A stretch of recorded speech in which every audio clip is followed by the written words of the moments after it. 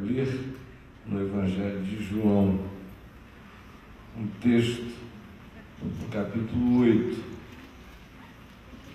Peço que ninguém feche mais o Novo Testamento depois dessa leitura, porque eu recorrerei a ela diversas vezes enquanto nós estivermos aqui reunidos hoje, tá bom?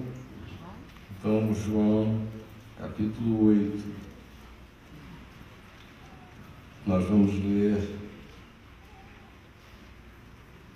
no verso 35, um texto que para mim a vida inteira sempre parecia uma interpolação posterior ao texto do Evangelho de João, porque me parecia que ele quebrava um fluxo. Embora ele fizesse uma associação à questão da escravidão, a lógica daquela interpolação, daquela fala de Jesus ali, me parecia quebrar a fluidez do que se estava dizendo. Até, sinceramente, ontem de madrugada, quando eu preguei sobre esse texto lá para o Japão, falando sobre outra coisa, e enquanto eu pregava para eles, o meu coração se iluminou depois de 40 anos praticamente lendo a Bíblia, para entender pela primeira vez o significadozinho e de como isto aqui não é uma interpolação, mas é parte de uma lógica horrendamente verdadeira. João, capítulo 8, verso 35. O escravo não fica sempre na casa, o filho sim, para sempre. Você podia repetir isto comigo? O escravo não fica sempre na casa, o filho sim, para sempre.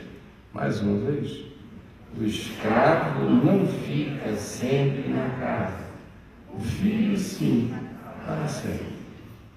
O contexto tem a ver com o fato de que se diz que alguns judeus haviam crido em Jesus. Verso 31 afirma. Isso é uma boa notícia. Alguns judeus tinham acabado de ouvir a Jesus e tinham crido nele. Era para se soltar fogos. O ambiente era o do templo de Jerusalém. A audiência era a aristocracia da cidade, do ponto de vista social, cultural e econômico, e também a elite espiritual, moral, ética, sacerdotal, religiosa. Esse era o público que, em geral, estava à volta de Jesus quando Jesus estava em Jerusalém, no ambiente do templo. Esse é o grupo acerca do qual se diz que alguns deles, em ouvindo algo que Jesus dissera, creram nele. E aí Jesus, ao invés de dizer, opa, fiquem à vontade, que legal, bem-aventurados sois, que maravilha, ao invés de reunir o grupo de discípulos ou apóstolos e dizer, olha, tratem bem esse pessoal, é gente novinha na fé, estão dando um passo gigantesco, rompendo com tradições milenares e brutais, para admitir que eu sou, quem eu sou, disseram que creram em mim, mas não, ao invés desses cuidados, ao invés de oferecer-lhes um berçário, ao invés de lhes ofertar uma incubadora espiritual, ao invés de uma hiperproteção que os poria numa bolha para protegê-los de qualquer contágio,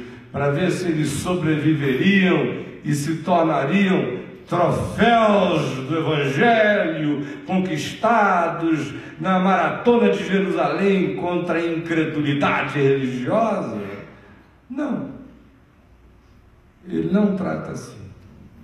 Ele vem e diz a eles: se vós permanecerdes na minha palavra, vós sois verdadeiramente meus discípulos. Não ficou nem um pouco empolgado com essa notícia de que eles haviam crido em Jesus. Eles levantaram a mão: nós cremos, agora nós cremos, tu és o Messias. Seja como tenha sido a manifestação que fez o próprio João dizer que diante do que Jesus havia dito, ou ditas estas palavras, muitos dos judeus que ali estavam passaram a crer nele. Mas eles, sem achar que esse tipo de expressão ou de declaração significasse qualquer coisa ou muita coisa, sobretudo porque conhecia o significado da declaração que daqueles homens estava procedendo, porque quando alguém diz eu creio, e outro alguém diz eu creio, e um outro alguém ainda diga eu creio, não significa que porque se abriu as comportas para a possibilidade de se crer naquilo que se convencionou habitar o mundo das impossibilidades ou das invisibilidades, e por isso aquele que diga que nessas coisas crê é crente ou creia, não é porque três digam eu creio que o eu creio deles afirme a fé na mesma coisa e nem carregue a mesma qualidade ou natureza de fé.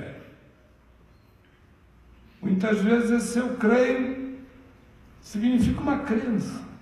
Muitas vezes esse eu creio significa um assentimento intelectual. Muitas vezes esse eu creio significa uma acomodação psicológica. Muitas vezes esse eu creio significa apenas a adesão a um interesse outro que converge e que triangula com isso acerca do que agora eu digo eu creio, mas eu não creio nem tanto por causa disso, mas por causa de um conjunto ao qual isto pertença na minha visão e observação. Por isso eu digo eu creio. Às vezes eu digo eu creio porque não me ocorre nenhuma outra alternativa melhor ainda. E eu seja daqueles que digam, é saudável para um homem crer em alguma coisa. Ou pode ser que eu diga eu creio, apenas porque a minha vaidade mental e intelectual naquele momento, naquela hora, em relação àquele aspecto do Evangelho ou da fala de Jesus, tenha encontrado uma identificação que me fez algum tipo de cócega mental, que deu a minha sensação vaidosa de que crer naquilo é uma coisa boa, é de gente profunda, é de gente esclarecida, é de gente que não seja mesquinha, é de gente que faz as escolhas melhores e excelentes. Por isso, como eu sou gente dessa estirpe, diante disso, eu digo, eu creio. Mas Jesus nunca levou nada disso a sério. Por isso ele chega para esse pessoal e diz como se nada acerca deles tivesse sido dito como tendo relação com o fato de que eles agora afirmavam que criam, e sem levar nada disso tão a sério, ele chama tudo para a dimensão visceral das coisas sérias e diz: se vós de fato permanecerdes na minha palavra, sois verdadeiramente meus discípulos. Não basta ter gostado desse pedacinho do que eu disse. Não basta ter você feito a eleição do que em relação ao que eu diga seja aquilo que lhe foi apetecível ouvir, comprar, guardar e dizer: é neste Jesus que eu creio. Eita, cara bom! Até que enfim encontrei o Jesus Jesus que eu creia.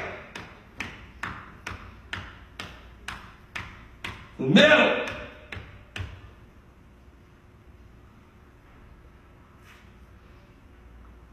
Que é um pedacinho de um capricho meu que coincidiu supostamente com uma compreensão superficial e equivocada minha do Evangelho, e eu elegi aquilo para ser o dogma do Cristo no qual eu creio, no meu Evangelho, segundo mim mesmo, segundo a minha sabedoria intrínseca e absoluta, que sempre terá o poder de até em Jesus discernir qual seja a palavra de Jesus para mim e qual na boca de Jesus sejam todas as palavras que vieram da boca dele para os outros, mas não para mim. Então eu creio. Assim. Aí ele vem e diz: se vocês permanecerem não nesse fragmento de evangelho que vocês acabaram de ouvir, mas se vocês permanecerem, se isso não for apenas um impacto, uma cócega, um choque, um evento existencial, um momento, uma identificação, um conluio passageiro, uma sociedade de veraneio, se isso não for apenas um time sharing de opiniões entre vocês e eu, mas se for de fato uma compreensão de quem eu sou, então vocês permaneçam na minha palavra. A escolha não é do que vocês fazem sobre o que eu digo. A escolha de vocês tem que ser apenas a de dizer: o que quer que ele diga é para mim, aonde quer que ele for, com ele eu irei, os modos dele são os meus modos, o amém dele é o meu amém, o não dele é o meu não, a palavra dele é a minha palavra, a loucura dele é a minha insanidade, o que ele chama de caminho, verdade e vida é a vereda da minha existência. Tamanha a minha loucura, tamanha a minha entrega, tamanha a minha dissolvência nele, tamanha meu desejo de que seja assim. Isso é aceitar permanecer nas palavras dele, para se tornar verdadeiramente seu discípulo. E Jesus diz isso a esse grupo, acerca do qual se diz que haviam crido nele. E prossegue dizendo: e conhecereis a verdade, supondo que eles até ali tivessem apenas tido um entretenimento intelectual, mental, existencial, psicológico, algum tipo de atrativo ou de interesse que os fez dizerem de maneira súbita e precipitada que criam. Mas Jesus disse: olha, quando de fato acontecer, vocês vão conhecer a verdade. E a verdade vai libertar vocês.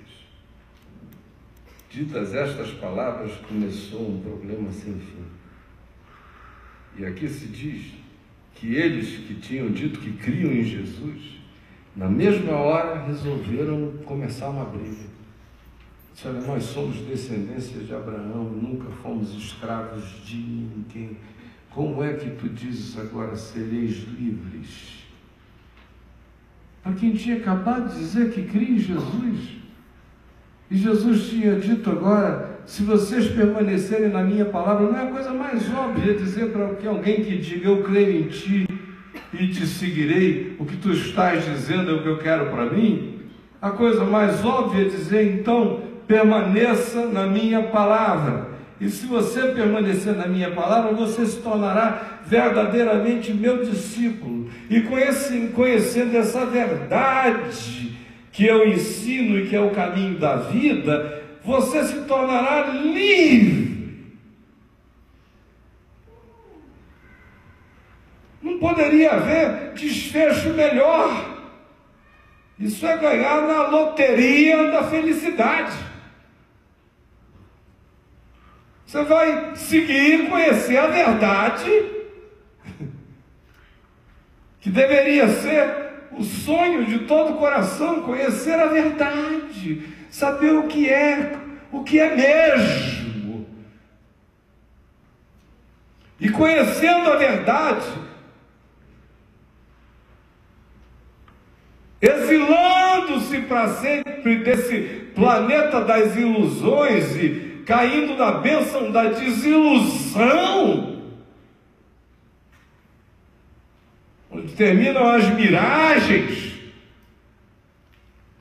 e você vai conhecendo a verdade, que não é uma descrição apenas da maldade da realidade do lado de fora, ou nem da bondade das coisas do lado de fora. Esse conhecer a verdade é algo que acontece nas veredas íntimas de mim.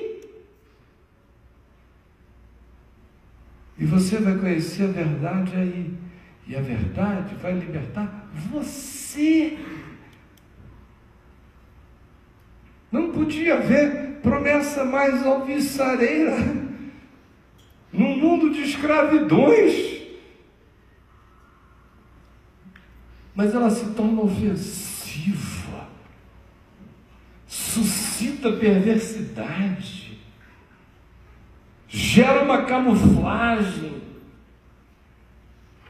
ergue na mesma hora personagens de disfarçatez e de engano, e a mente deles, no mesmo momento, ao ouvir tamanha promessa libertadora, se sente ofendida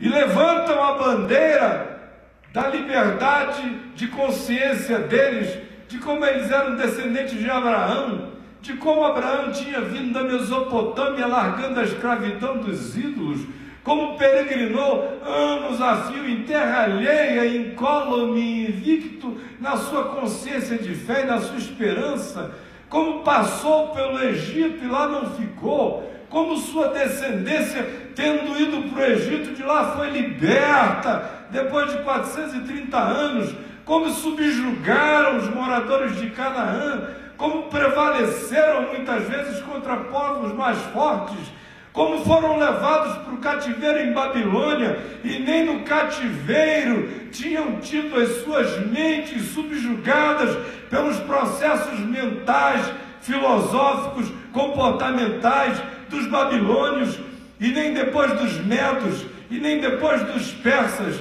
e nem depois dos gregos, e nem depois do processo de helenização, e nem agora, nos dias de Jesus, pelos romanos. E eles diziam: a gente até anda debaixo da opressão dos imperadores, mas eles não mandam na nossa consciência. E você vem dizer que a gente vai ficar livre? Aí Jesus diz a eles o óbvio: bem sei que sois descendência de Abraão. Claro que eu sei. Contudo, procurais matar-me, porque a minha palavra não está em vós. Antes ele tinha dito: se, pois, o Filho vos libertar, verdadeiramente sereis livres. O escravo não fica para sempre na casa, o filho sim para sempre. Eu sei que vocês são descendência de Abraão. Agora, o que para mim importa não é que vocês digam que creiam em mim. O que importa é que a energia que vem de vocês para mim é homicida. Eu sinto que não existe da parte de vocês disposição de absorção total de quem eu sou.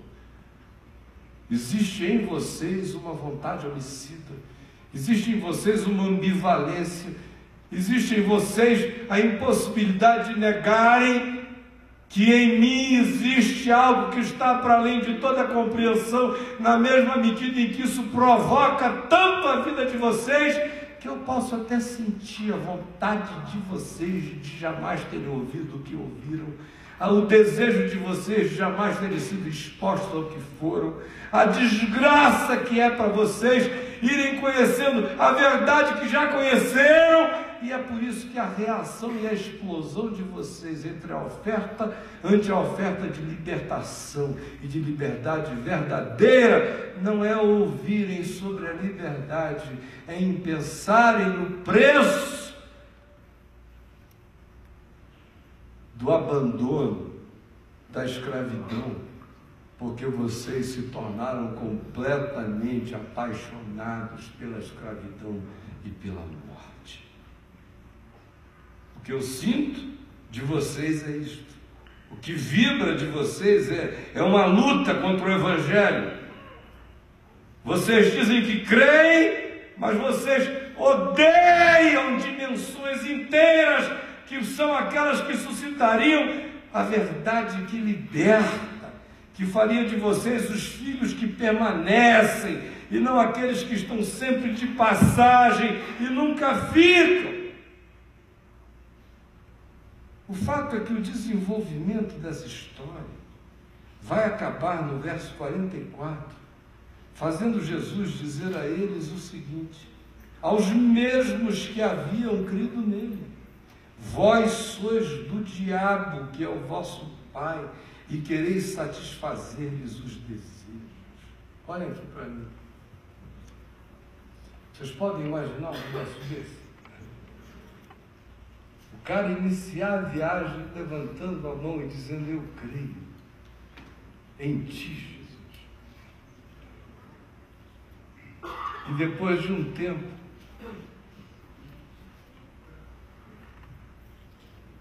o Jesus que ele tinha selecionado, o fragmento de Jesus,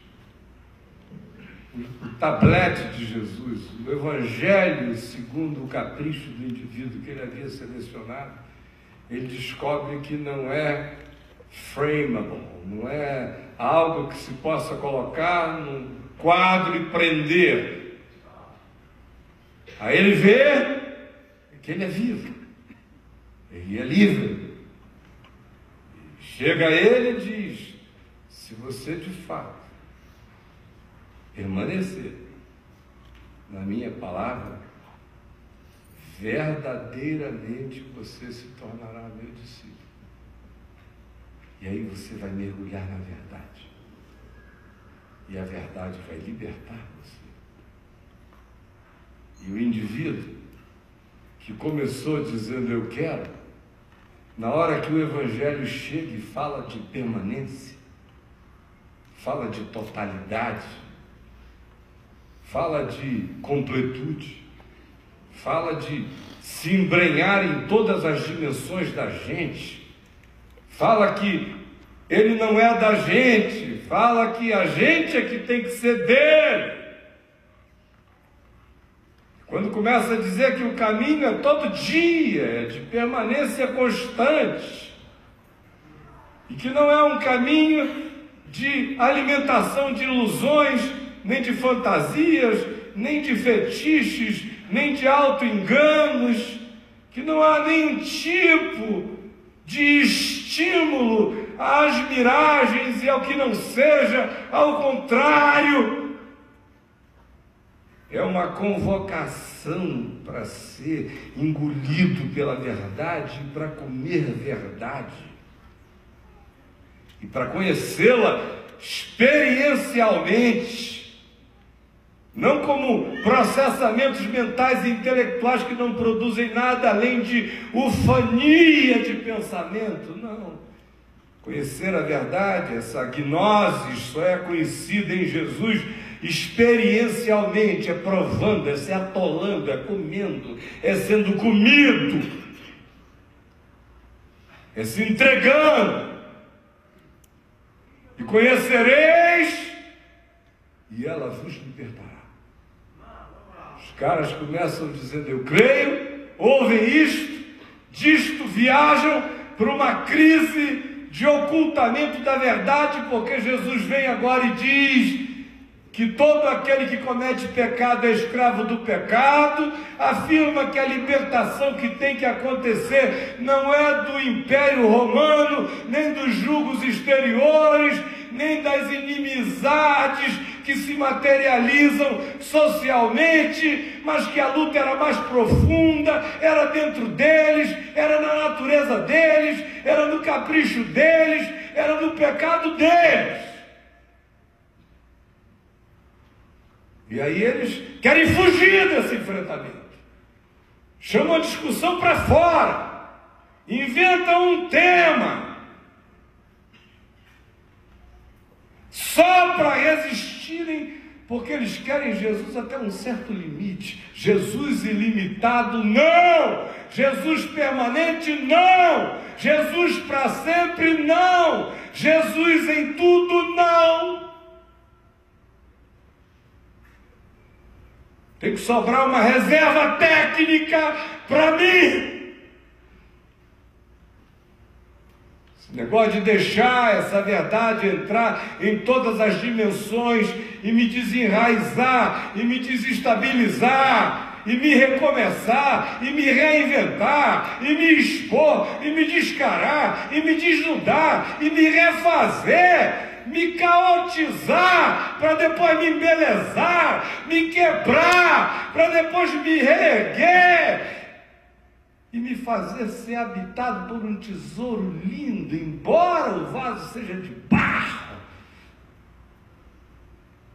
Não sei se é o que eu quero, e a maioria não quer. O final da jornada é que essa fé que nunca se torna entrega, que diz eu creio, eu gosto, é legal, que escolhe e seleciona os pedaços de Jesus para o composer dos caprichos particulares, acaba recebendo esse vaticínio de filhos do diabo. Não é à toa que você encontre tanto diabo no meio da religião. Foi assim no Evangelho, é assim na existência. Olha o que eles escolheram de Jesus para que fosse o tema palatável acerca do qual eles poderiam dizer eu creio. Jesus tinha dito o seguinte: vou retirar-me, verso 21, e vós me procurareis, mas perecereis no vosso pecado, para onde eu vou, vós não podeis ir. Então diziam os judeus, os mesmos que depois iriam crer nele: terá ele acaso a intenção de suicidar-se? Quando eles fazem essa pergunta, eles estão fazendo uma declaração de uma pulsão essencial, de uma vontade de morte.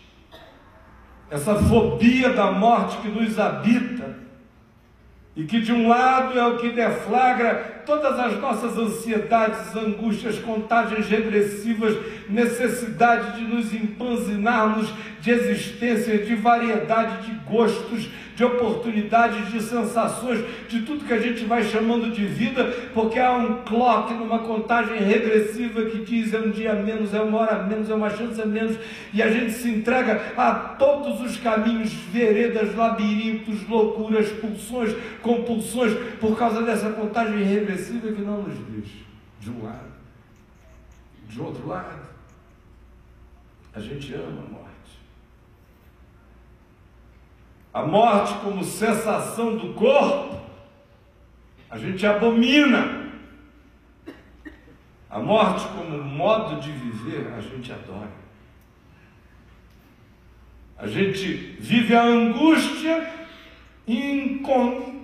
imparável, constante, contínua da fobia da morte, que o livro de Hebreus diz que Jesus veio para destruir no coração de quem crê, a fobia da morte, o medo da morte, pelo qual os homens estão sujeitos à escravidão por toda a vida.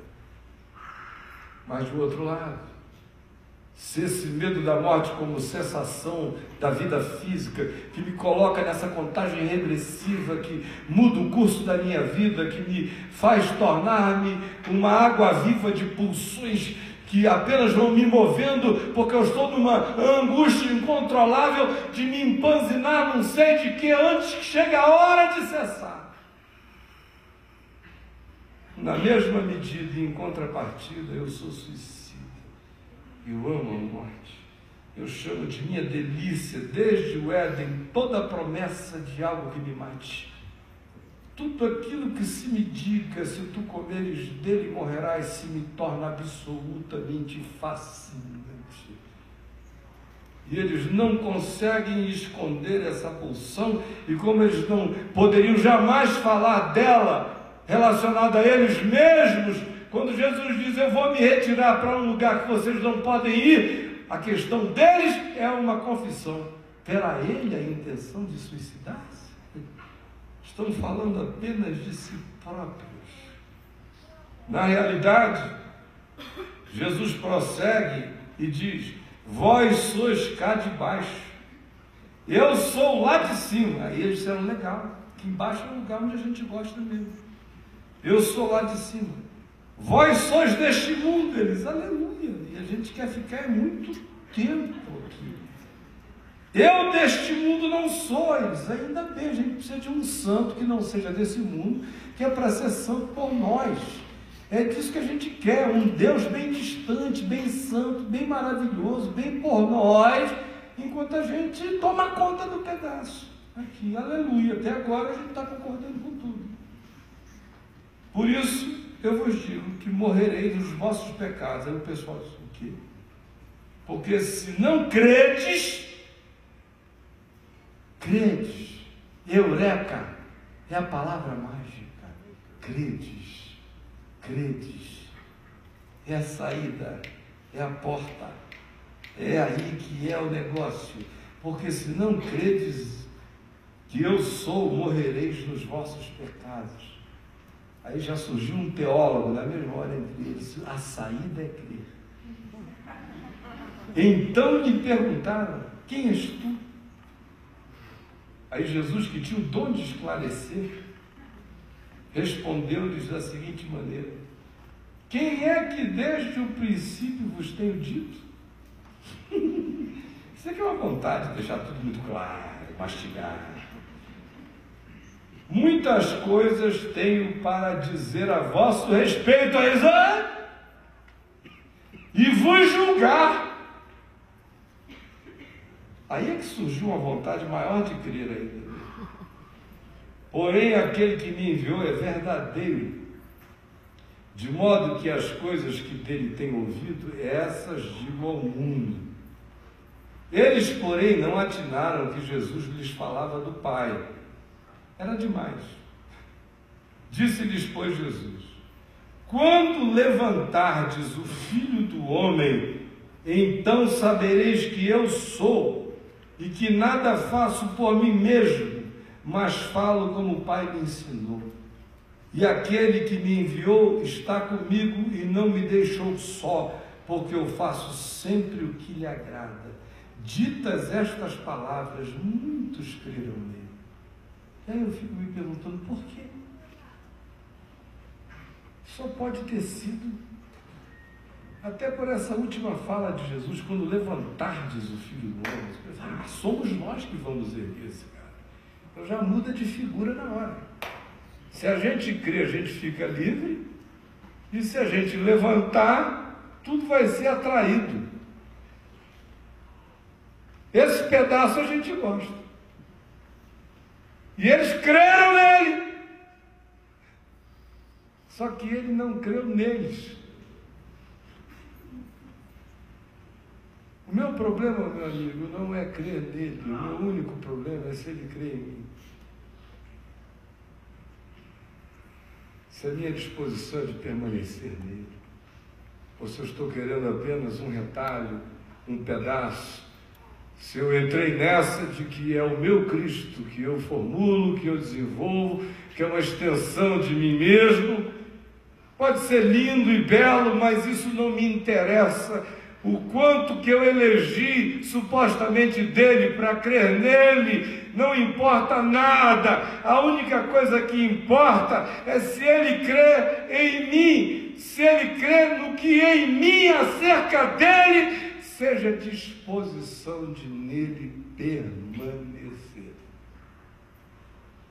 Do contrário, Eu vou brigar com Deus, discutir com Jesus, discutir com o Evangelho, viver nesse estado mental que diz: Deus, isso eu não aceito, isso eu não quero. E não é em relação às igrejas doidas, nem aos malucos e surtados, não. O cara discute com o Evangelho, ele discute com Jesus, ele não quer, isso aqui não.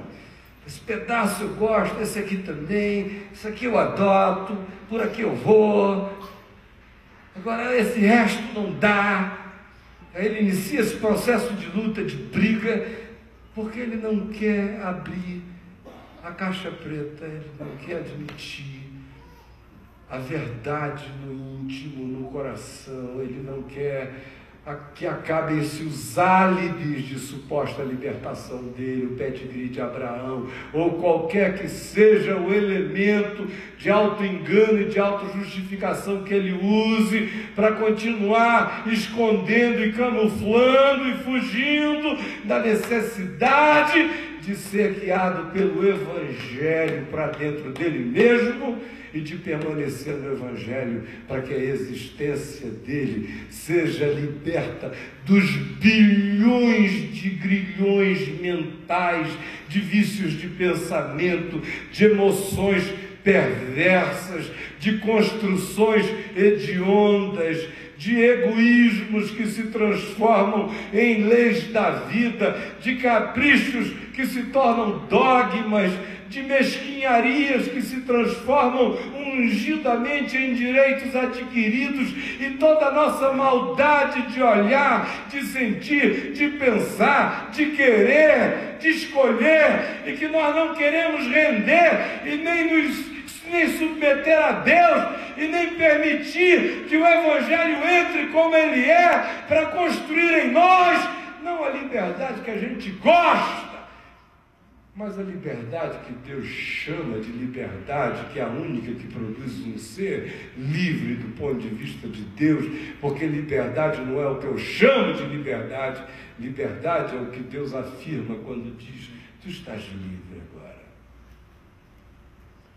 Essa briga continua, o cara vira crente, fica crendo aqui, participa dessa mesa, de tudo, se batiza com mais água, com menos água, vai ficando na briga, saindo no pau com Deus a vida inteira. Ele não vai, mas ele está aqui, não, essa eu não gostei, vai embora para casa, diz: hoje o Caio foi legal para caramba. Foi naquele dia que eu agradei ao retalho dele, ao pedaço de Cristo que ele venera, ao Cristo santo, ao Cristo de pedra, de pauzinho, de letras, de privilégios mentais, de afinidades em particularidades, em diletantismozinhos. Nesse dia ele diz: gostei, foi legal, Caio, hoje foi uma maravilha. Aí quando o Evangelho começa a esgarçar e a arreganhar, aí ele começa num estado de briga. Mas cuidado com o estado de briga. Porque quando a gente começa a brigar com Deus, se o espírito não for de Jacó, que é aquele cara que sai no pau com Deus para se render até o talo, mas quando não é esse espírito, é apenas essa objeção, essa incapacidade de se abrir e de permanecer, de deixar que o Evangelho entre nos labirintos do ser, varra, limpe, refaça, recrie, reinvente a gente em Deus. E aí a gente nem vai embora com a honestidade dos que vão, e nem se entrega como os filhos que confiam. A gente fica como aquele escravo que não tem assento, que não senta e que não levanta em paz para sair. E Jesus diz isto: se vocês não se renderem, não permanecerem na minha palavra, e por ela não conhecerem a verdade, e pela verdade não abraçarem a libertação que vai gerar a filiação de vocês, a consciência de significado de vocês em Deus e do significado da vida de vocês no mundo, que que não é para ser tangida e nem conduzida por essa teia de aprisionamentos e de enganos. Ao contrário, quando a verdade gerar essa liberdade, vocês vão ser como aqueles filhos sem titubeio, sem medo, filhos à vontade, filhos na casa do Pai, filhos sem angústias de limites, filhos que sabem que o limite é o bom, que o limite é o amor, que o limite é a verdade. E como eles gostam do que é bom, do que é amor, do que é verdade, eles nem pensam no limite. Não existe limite. Eles permanecem sempre na casa. Agora, naquele outro estado, o que se cria é uma escravidão crônica. É um religioso que vive essa angústia de existir nesse limbo, onde ele nunca se entrega para o trabalho da verdade, e ele nunca consegue ter a coragem honesta de dar as costas e ir. Ele fica fascinadamente brigando, enquanto adora miseravelmente contra si mesmo, enquanto se fascina até a morte, sem abraçar a vida. Vai ficando cada vez mais parecido com o diabo. Aquela pulsão de morte vai identificando o indivíduo com a morte como uma escolha de vida, como um modo de ser, como um bem que ele não quer mexer, nem negociar, nem abrir para nada, nem para Deus. E quando isso se estabelece, um caroço espiritualmente impenetrável, duro, uma castanha de perversidade, começa a criar uma crosta dentro da gente. E com o passar do tempo, quanto mais o Evangelho é ouvido do lado de fora, mais a crosta aumenta do lado de dentro. E quanto menos o indivíduo dá lugar à verdade no coração e resiste, e quer ser de Deus, mas não com a verdade até o fundo, no íntimo, ele vai desenvolvendo paralelamente os apegos à mentira. A primeira delas é esse auto-engano de que é possível ser mais ou menos de Deus, que é possível seguir Jesus nos limites. Se a gente consegue se enganar a esse respeito, daí em diante não haverá mais limite para os demais enganos. Vai ser engano, vai ser mentira, vai ser o pai da mentira que vai embalar os nossos processos mentais, emocionais e de percepção. Como não é verdade, e a gente insiste em dizer que continua crendo em Jesus, essa fé em Jesus não produz nenhum bem da verdade em nós. Só produz os resultados do auto-engano da mentira, que vão gerar frustração, angústia. Isso tudo acontecendo supostamente em nome da fé em Jesus, em nome de alguém que diz: eu creio em Jesus, eu creio nele, nas coisas que dele eu gostei, escolhi para a minha vida. Por quê? Que o bem da verdade não se realiza. O que se estabelece é a escravidão contínua. E aí com isso vem a raiva, a frustração, a amargura, o ódio, a inveja, o espírito homicida. O cara vai virando filho do diabo enquanto canta que é filho de Deus, enquanto canta que crê. Vocês estão pensando que foi um grupo seletamente perverso que se reuniu em Jerusalém para aquele dia, para aquela hora? Todos os representantes e os equivalentes existenciais e psicológicos daquele grupo estão presentes hoje à noite, aqui e em qualquer lugar onde eu esteja sendo ouvido. De modo que essa palavra de Jesus é de Jesus. Era para eles, tanto quanto é para mim, tanto quanto é para você. Não há nada pior para a condição humana do que querer Jesus nos meus limites. Não há nada pior para a condição humana do que desejar Jesus até as fronteiras que eu demarque para Ele. Não há nada mais infernal para a condição humana do que essa relação com esse Jesus que é a construção da minha projeção, do meu capricho.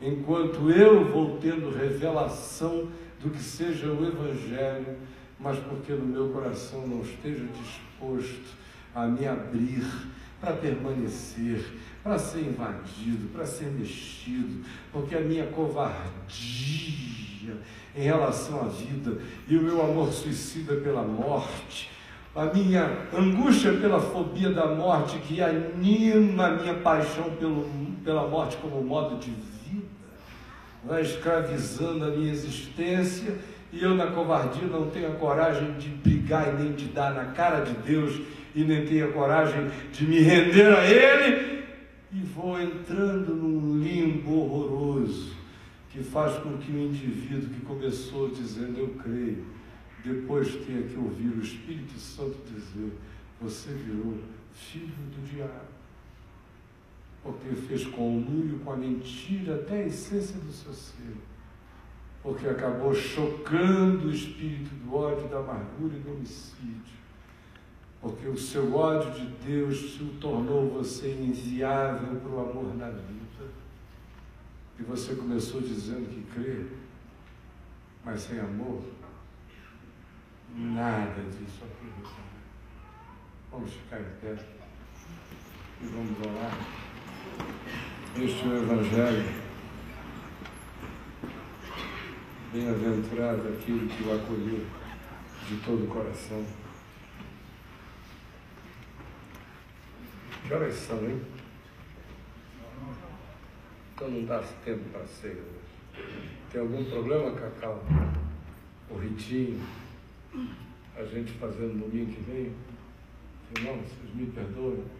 Isso aí é um trabalho feito com tanto amor e o Senhor recebe esse amor de vocês com a gente comendo ou não comendo. Em nome de Jesus, amém? Mas domingo que vem, então, eu prometo que eu não vou pregar. Assim, só um pedacinho. E aí a gente toma logo a ceia, e se for o caso eu prego depois.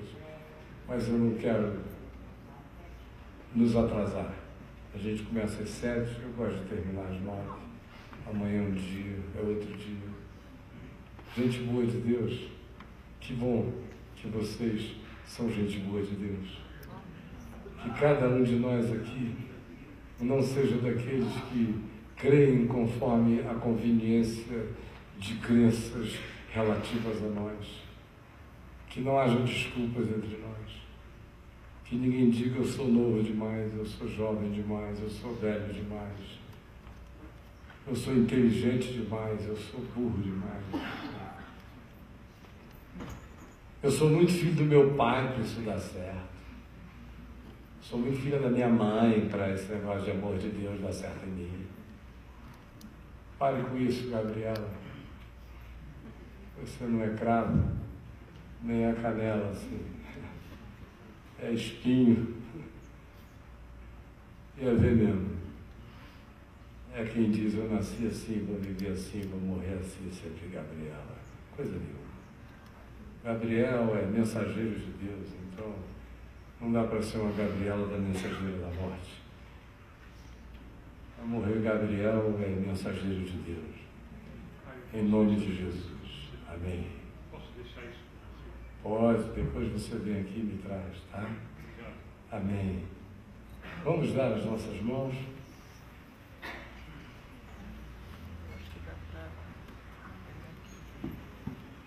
Legal. O pessoal que está vendo em casa, aí entram umas cabecinhas na frente da câmera, eu não fiquem preocupados não. Assim que é bonito aqui, graças a Deus, não é a Rede Globo de televisão. Assim, graças a Deus, graças a Deus. É para errar, passar na frente, trepidar. Não é para fazer de propósito, não. Quando acontece, não acontece nada. Tá bom? Enquanto eu viver, será assim. No dia que essa porcaria quiser virar alguma coisa, eu mando ela embora. Ela está aí, é para registrar, não é para a gente ser registrado por ela. Vamos orar ao Senhor, todos nós. Qual é a oração que você quer fazer? À luz de tudo que você ouviu? É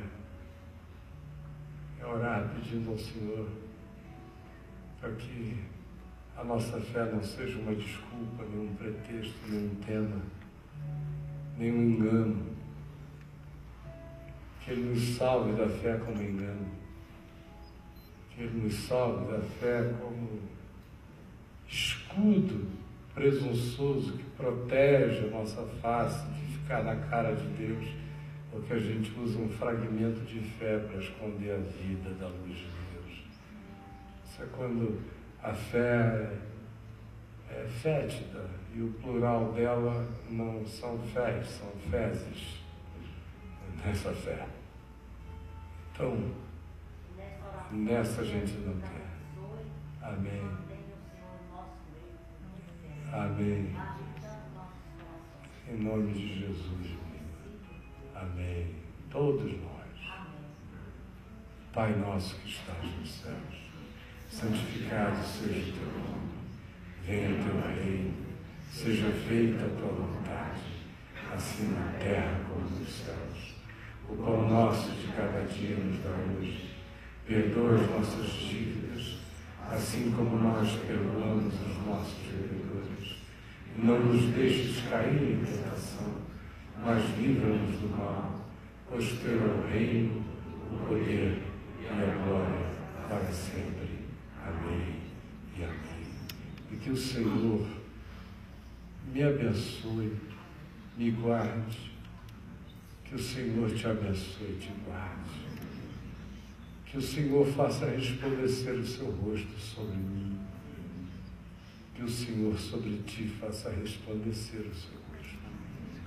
Que o Senhor sobre mim levante o seu rosto. Que o Senhor sobre ti levante o seu rosto. Que o Senhor a mim me dê paz. Que o Senhor a ti te dê paz. E que o amor de Deus, que é Pai, e que a graça eterna do Cordeiro imolado antes da fundação do mundo, que a alegria e que o espetáculo criativo de Deus e da esperança de Deus e dos homens, que é o Espírito Santo, estejam sobre todos nós, sobre todo aquele que diz: eu creio e desejo permanecer na tua palavra, agora, aqui, em todo e qualquer lugar da vida, em nome de Jesus. Amém.